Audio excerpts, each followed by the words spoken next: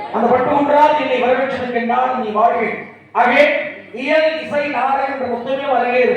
இந்த இனிமையான அரங்கத்தில் மட்டுமல்லாது நீ எங்கு சென்றாலும் உன் புகழ் ஓங்க வேண்டும். அவர்களே வாழ்க வாழ்க.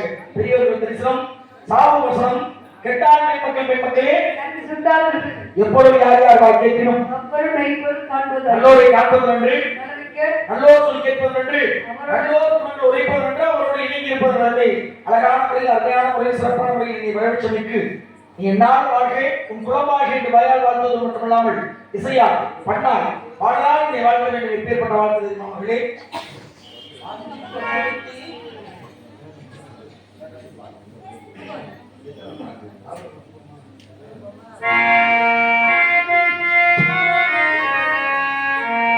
பாராட்டிய உன்னை பற்றி உன்னிடத்திலே ஒரு சில வரிகளை கேட்க விரும்புகிறேன். கேட்டால் பதில் உருவாய மகளே. கேள்விகள் கொடுக்கப்படும் தட்டிகள் திறக்கப்படுவன.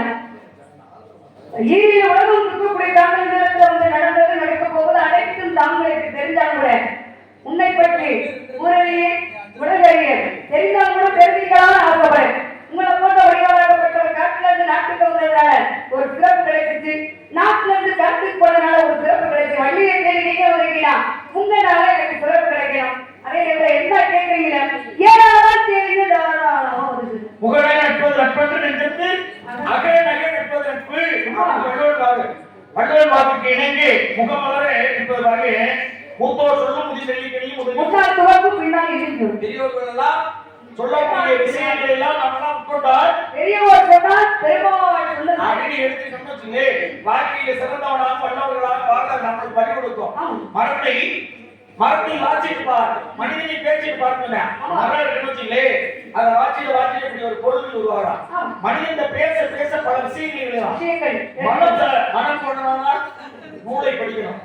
மரம் கொண்டனா நூலை பிடிச்சா அளந்து வெட்டோம்னா மரம் நேரா வெட்டப்படும். மனசு சரியில்லைன்னா புத்தகத்தை படிக்கணும், மரம் சரியில்லைன்னா நூலை பிடிக்கணும்.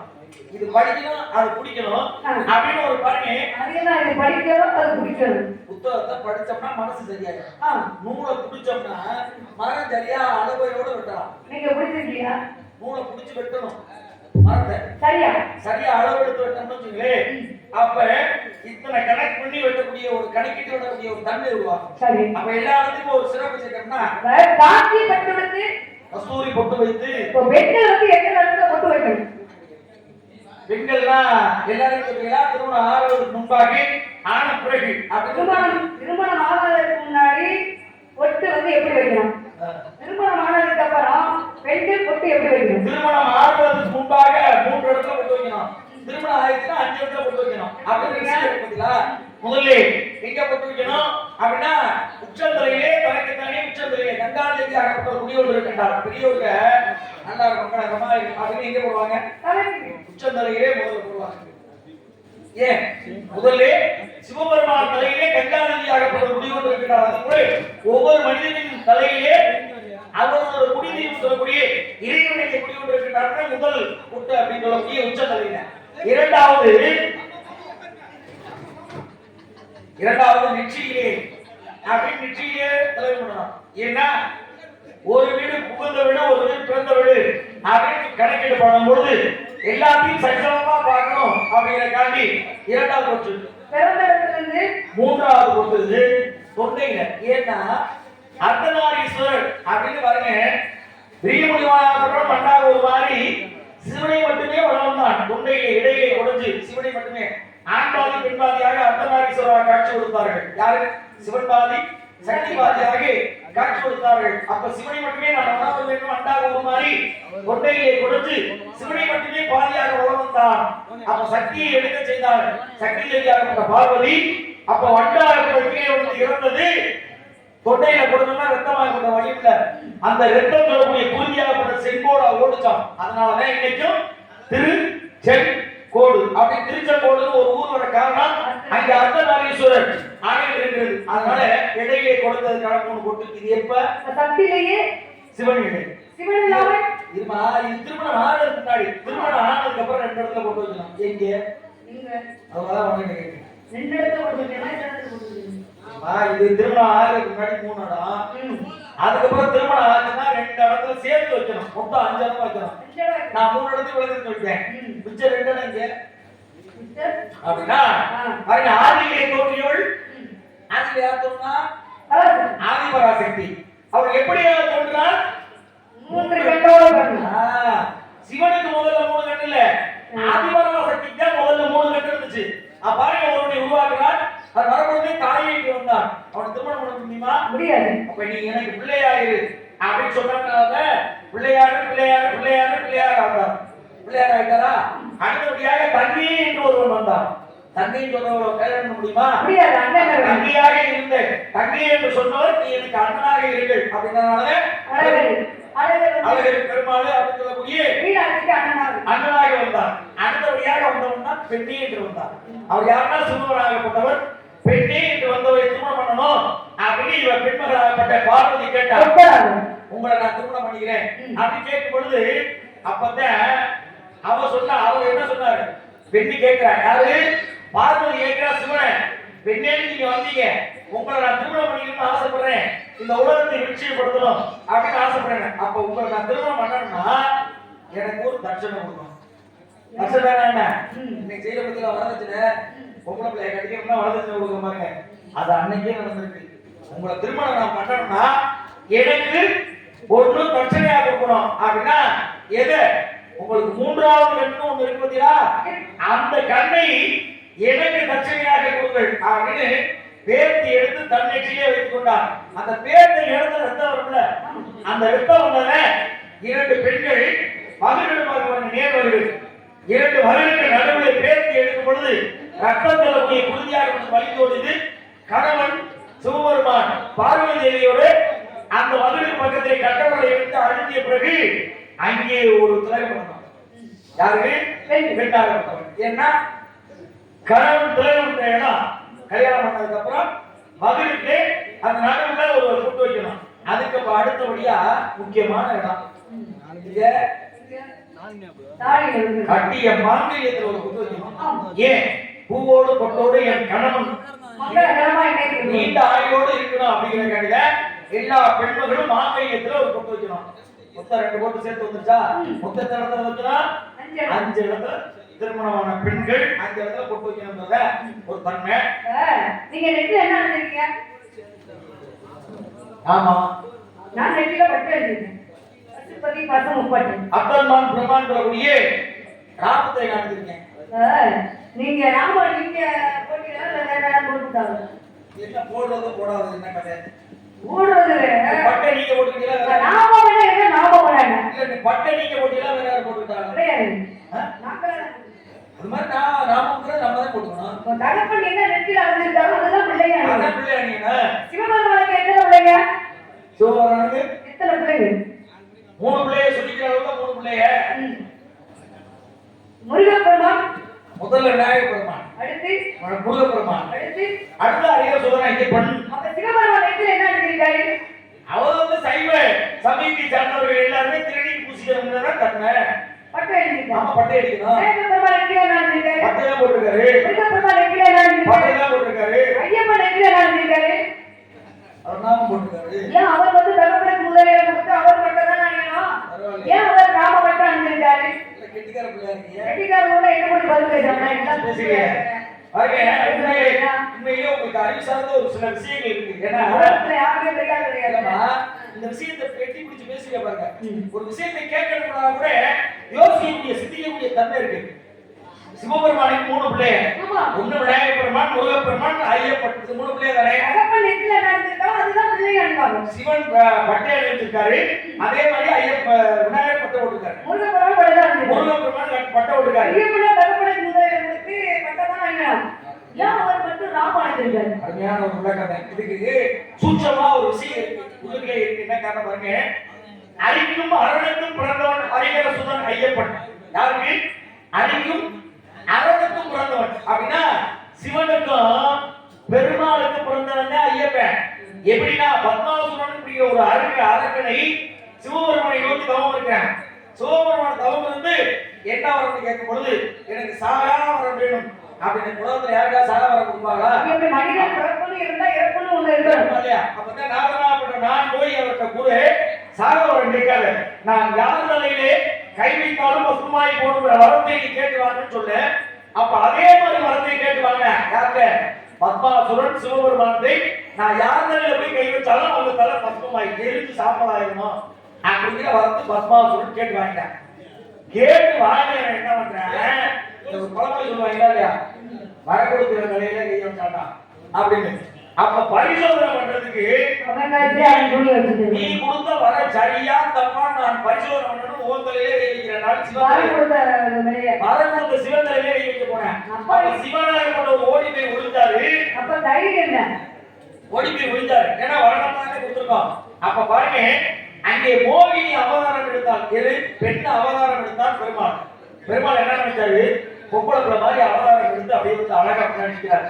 பத்மாசுரன் பாக்குறேன், அழகான பெண்ணா இருக்காரு, இந்த பெண்ணோட கூடணுமே அப்படின்னு கேட்கும் பொழுது கூடணும் சொல்லும் போது அந்த பெண்மகள் பெருமாள் உருவத்திலே பெண்ணாக இருக்கும் அந்த பெண் என்ன கேட்கிறா, என்னோட கூடணும்னா நீ தீர்த்தவாணி வரணும் அப்படின்னு சொன்னோடனே அங்கே நீர் இல்ல, அப்படி போன நடந்து பத்மாசுரன் ஒரு மாடு வைக்கிற தளத்து கால்ல கோமியம் சொல்லக்கூடிய மாட்டு பசுமாட்டோட கோமயம் அப்படின்னா பசுமாட்டோட ஊத்துறான்.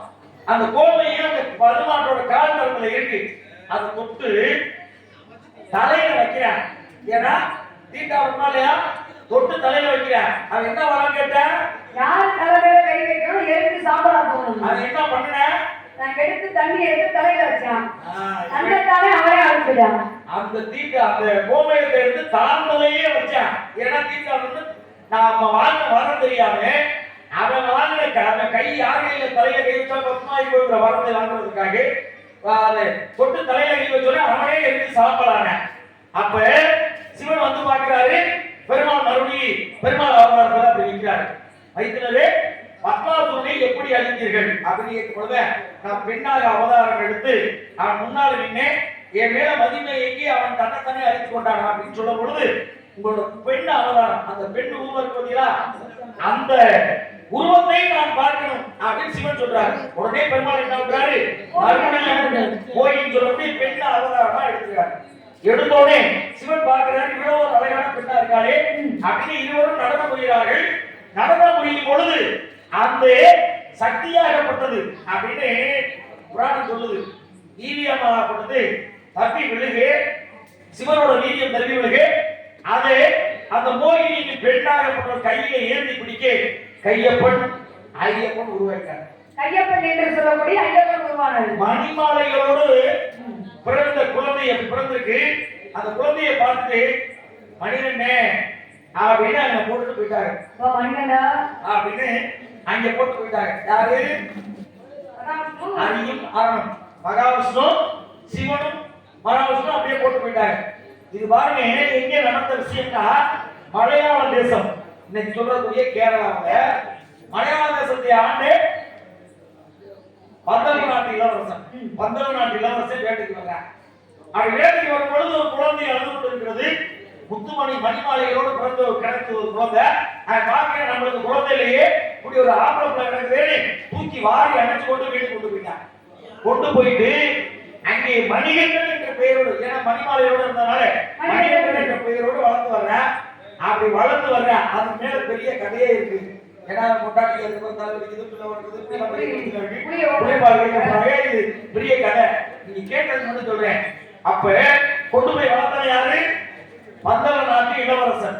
பந்தள நாட்டு இளவரசன் என்ன கோத்திரத்தை சார்ந்தவன், வைணவ கோத்திரம். மகாவிஷ்ணோட கோத்திரம் வைணவ கோத்திரம். எங்க மாதிரி ராமம் போடக்கூடியவர்கள். அப்ப பந்தள நாட்டு இளவரசன் தான் அவர் எடுத்து வளர்க்கிறார். அப்பா பண்ணு ஐயப்பனுக்கு அப்பா யாரு, பந்தள நாட்டு அவர் ராமம் போடுறாங்க. அதுதானே அவனை போடணும்.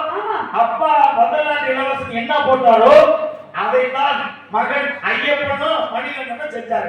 பந்தள நாட்டு மகாராஜா தகப்பனுக்கு முதலிடம் எடுத்து அவர் ராமனை கேட்டார்.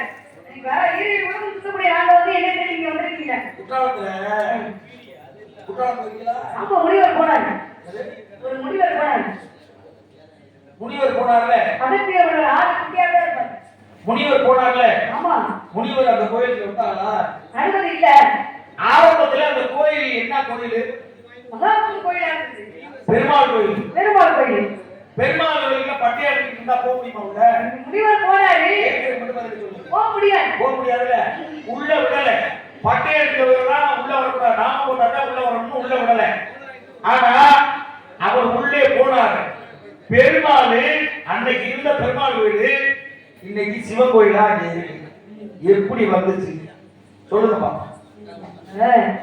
நான் என்ன நினைக்கிறேன், எல்லாம் தூங்குறாங்க. நான் கேள்வி கேட்டதுனால நீங்க கேள்வி கேட்கிறீங்க. அப்படிலாம் இல்லம்மா, தூங்குறான்னு நீங்க நினைக்க கூடாது. ஐயா எல்லா விஷயமும் அவருக்கு தெரியும். நான் பார்க்கிற பார்வையில புரிஞ்சுக்கிறேன். யாரு வந்து பெருமாளை பார்க்கணும் அப்படின்னு ஆசைப்பட்டாரு அகத்திய முனிவர். அகத்திய முனிவர் வந்து சிவபெருமானை தரிசிக்கக்கூடியவர். பெருமாளை பார்க்கணும்னு பூமியில போனோம்னா எனக்கு அனுமதி கிடையாது. பட்டை அணிந்து இந்த கோயில் அனுமதி கிடையாது. ராமபஞ்சன் அந்த கோயில் அனுமதி. அப்ப அகத்திய முனிவர் திரும்பி வரும்போது என்ன நினைச்சாரு, பட்டை அணிந்து ராமத்தை கொண்டு போனார். ராமத்தை கொண்டு பெருமாள் சிலைய சிவபெருமான் நினைச்சு குருகு குருகுரு 3 கொட்டு கொட்டினார். அது 3 கொட்டு சிலையில கொட்டின வரையே பெருமாள் சிலையாக இருந்தது லிங்கமா மாறிடுச்சு. மக்கள் பார்த்தாங்க, என்னடா பெருமாள் சிலையாக இருந்தது லிங்கமா மாறி இருக்கு, சிவபெருமான மாறி இருக்கு, இது யார் வந்திருக்கா அப்படின்னா முனிவர் என்ன பேர் என்ன சொல்றாரு அகத்திய முனிவர், சிவபெருமானை நினைச்சுட்டா பெருமாள் சிலையை நினைச்சு 3 கொட்டு கொட்டுனே அது பெருமாள் சிலையாக இருந்தது லிங்கமா மாறிடுச்சு. இது வந்து என்ன தெரியுது, அருகிலேயே சிவன் இல்லை, சிவன் இல்லாமல் அருகில்லை. அப்ப 2 பேரும் சேர்ந்தவர்தான் உலகம் அப்படின்னு அவர் சொன்னார். அப்ப என்ன சிறப்பானது, பெருமாள் ஆலயமா இருந்தது குற்றால ஈஸ்வரர் அப்படின்னு அகத்திய முனிவனால குற்றாலத்துக்கு குற்றால ஈஸ்வரர் அப்படின்னு ஒரு சிறப்பு கிடைச்சிச்சு. இப்ப சொல்ற குற்றாலம் ஆமா, அந்த குட்டியதனால் பெருமாள் சிவனாக மாறி குற்றால ஈஸ்வரர் யாருக்காக, அகத்திய முனிவருக்காக. சிவபெருமானுக்கு இப்ப லிங்கத்துக்கு முடி முளைச்சு பாத்துருக்கீங்களா? ஆனா ஒரு பக்தனுக்காக முடி முளைச்சு ஒரு ஊர்ல இருக்கு. எங்க இருக்குமா, புதுக்கோட்டை மாவட்டத்துல பக்கத்திலே பாருங்க. ஒரு சிவாச்சாரியன் சொல்லக்கூடிய ஐயர் அந்த கோயிலுக்கு பூஜை பண்ணிக்கிட்டே இருக்காரு. அவங்க பூஜை பண்ணிக்கிட்டே இருக்கிறனால பண்ணிக்கிட்டே பூஜை தினசரி பூஜை பண்ணிக்கிட்டே இருக்காரு. அங்க என்ன பூஜை பண்ணணும்னா அரண்மனை, அங்க இருக்க அரண்மனையில இருந்து நகைப்பட்டி எல்லாம் வரும். சாமிக்கு எடுத்து அலங்காரம் பண்ணிட்டு அப்படியே பூஜை எல்லாம் பண்ணிட்டு மீண்டும் அந்த நகையெல்லாம் சரி பார்த்து வெட்டிக்கு அடிக்க வச்சு அரண்மனை கட்டி கொடுத்துரும். இது வழக்கமா நடக்குது. இப்படி நடந்துட்டு இருக்கு. ஒரு நாள் என்ன பண்றாங்க, அந்த ஐயர் மகளை, அந்த சிவாச்சாரியார் ஐயர் மகளை கொண்டு பார்க்கறதுக்கு வந்தாங்க. இன்னைக்கு கொண்டு பார்க்க வர்றாங்க அப்படின்னு அவர் வசதி கம்மியா இருக்காரு.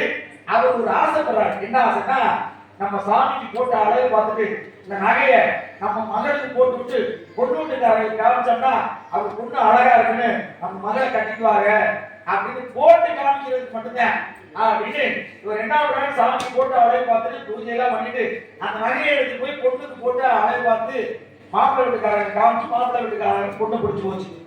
நகையை மறுபடியும் கொண்டு வந்து பெட்டியில வச்சு சரி பண்ணி அரண்மனைக்கு அனுப்பிட்டார். அரண்மனையில் இருக்கிற காவலர்கள் என்ன பண்ணுவாங்க, நகை பெட்டியை சரி பார்க்கணும். இன்னைக்கு போன நகை சரியா வந்திருக்கான்னு சரி பார்க்க பொழுது அந்த நகையெல்லாம் சரி பார்க்க பொழுது ஒரு நகையெல்லாம் முடி இருந்து போச்சு. யாரு, அந்த ஐயரின் பொண்ணுக்கு மாட்டின நகையில அந்த ஐயரோட பொண்ணு முடி வந்து அந்த நகையில இருந்து போச்சு. இத பார்த்தோன்னே அரசர்கிட்ட சொல்லிடுறாங்க, ஐயா சாமிக்கு அணிந்த நகையில இதுவரை இல்லாமல் இன்னைக்கு ஒரு முடி இருக்கு, என்ன காரணம் தெரியல அப்படின்னு சொல்ல உடனே அந்த சிவாச்சாரிய ஐயரை கூப்பிடுயா அப்படின்னு கூப்பிடு அரண்மனைக்கு போறாரு. அரண்மனைக்கு போனோட என்ன சொல்றாரு, இதுவரையும் முடியல, இது ஒரு முடி இருக்கு, இது எங்க இருந்து வந்தது, என்ன காரணம் தெரியா? ஐயா கையெட்டி, ஐயா சாமிக்கு தான் நினைச்சேன், வேற நான் எந்த தப்பும் பண்ணலன்னு ஒரு பொய்ய சொல்லிடுறேன். லிங்கத்துல இருந்து முடி இருக்கு, பொய்ய சொல்லிடுறேன். சாமிக்கு தான் நினைச்சேன், நான் வேற எதுவும் பண்ணலன்னு ஒரு பொய்ய சொல்லிடுறாரு. நாளைக்கு வந்து நான் கோயில பார்க்கும் பொழுது பூஜையெல்லாம் பண்ணி அலங்காரம் பண்ணி இருக்கும் பொழுது சாமி மேல முடி இருந்தால் மட்டுமே உன் தலை தப்பிக்கும், இல்லனா சாமி லிங்கத்துல முடியலன்னா உன் தலை வெட்டப்படும். இல்ல தூக்கம் வருமா ஐயருக்கு, வீட்டுல வந்து படுக்கிறாரு, அதே கணக்கு எப்படி ஒரு சிலையில வந்து முடி முளைக்குமா? நாளைக்கு சிவனுக்கு முடி இருக்காது, சிவனுக்கு முடி இருக்குன்னு நம்ம பொய்ய சொல்லிட்டோம். நாளைக்கு நம்ம தலையை வெட்டிடுவாங்க, நாளைக்கு உயிர் போயிடும், நம்ம பெத்த பிள்ளை மக கல்யாணத்தை கூட நம்மளால பார்க்க முடியாம போகுதுன்னு மனவேதனையோடு அன்று இரவு முழுவதும் தூக்காமல் சிவனே சிவனேன்னு வேண்டிக்கிட்டே கிடக்கிறாரு. மறுநாள் காலையில இருந்துச்சு நம்ம கொஞ்ச நேரத்துல நம்ம தலை வெட்டிடுவாங்க அப்படின்னு நினைச்சு வர்றாரு. வந்து ஆலயத்தை திறந்து பார்த்து நகையை கொண்டு வர்றாங்க. நகையெல்லாம் அலங்காரம் பண்ணி போட்டுருக்காங்க. அரண்மனையிலிருந்து அப்பெல்லாம் முடி இல்லை, அரண்மனையிலிருந்து ராஜா அப்படியே வர்றாரு. வந்து அப்படியே கோயிலுக்குள்ள வந்து உள்ள சாமிகிட்ட வந்து பக்கத்துல பாக்குறாரு. அப்பதான் லிங்கத்தின் மேலே முடி முளைச்சு குடுமி முளைச்சு அப்படியே கிடந்துச்சான். குடுமி விரிஞ்சு கிடந்துச்சான் லிங்கத்துல. சிவனுக்கு குடுமி விரிஞ்சு கிடந்துச்சான் முடி. அப்பதான் அந்த அரசர் பார்த்து, இத்தனை நாள் எனக்கு தெரியாம போச்சு, இவ்வளவு பெரிய ஒரு ஆச்சரியமான ஒரு நிகழ்வு நடந்திருக்கிறது அப்படின்னு ஒரு பக்தனுக்காக சிவனே குடுமியை வளர்த்து கொண்டு போட்டதனால், குடுமி ஆனந்தன் ஆக்கிக்கிறதுனால் இன்று முதல் இந்த மலை குடுமியான மலை, குடுமியான மலை, குடுமியான மலை, குடுமியான மலை அப்படின்னு அங்கே ஒரு கோயில், சிவன் பெரிய கோயில். இன்னைக்கு ஆயிரங்கால் மண்டபத்தோட ஒரு கோயில் இருக்கு அப்படின்னு பக்தனுக்காக அப்படின்னு ஒரு காரணம் மக்கள என்ன பண்ணியாங்க? என்ன காவல், என்ன துணை, கருணை யாரு செஞ்சு